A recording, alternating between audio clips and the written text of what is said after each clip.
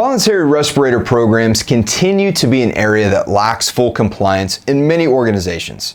If an employee doesn't like certain fumes or maybe feels safer wearing a respirator, many employers will just hand them out because they feel like they're helping meet a need of their employees. However, there are many more elements to this voluntary program, and OSHA will cite your organization if you have not followed the right protocol. Now, when I say respirators are not needed, there are a series of items you must have evaluated to determine that a voluntary respirator protection program is even allowable in the first place. Number one, you've identified all of the potentially hazardous substances from each work area. Number two, you've evaluated the SDS sheets for each of those substances or materials. Number three, you've sampled for these hazardous substances or materials under normal work conditions and normal exposures. Number four, through these tests, those substances were proven to be under the personal exposure limit through either engineered controls or merely insignificant output of the hazard itself. Once all of the hazards are ruled out and the need for a respirator has also been ruled out, you must share that information with the employees that work in and around these areas that had perceived hazards.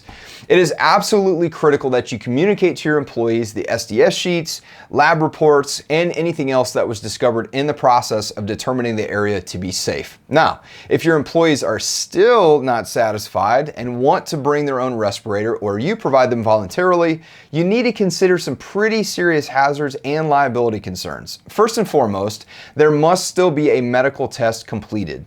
What many people don't realize is that in order to wear a respirator for several hours each day, even in conditions that are perfectly safe, there is a stress on the body that occurs. These tests will determine if an individual has the proper lung function to wear one for up to several hours each day.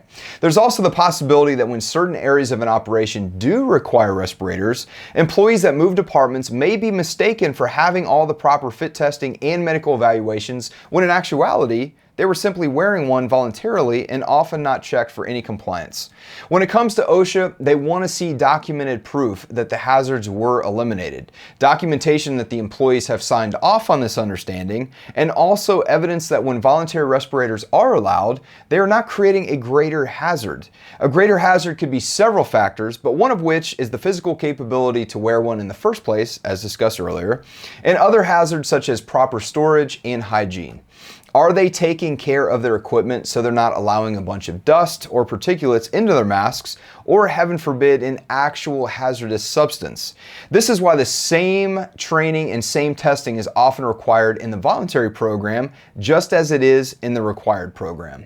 So, as you can see, there are several factors to evaluate when determining if you're going to implement a legitimate voluntary program. As with any of my short videos, I'm merely giving you a piece of the story. There are many variables to consider, and that's why it's important to work with an experienced safety manager or safety consultant that can lead you and your team safely down the right path.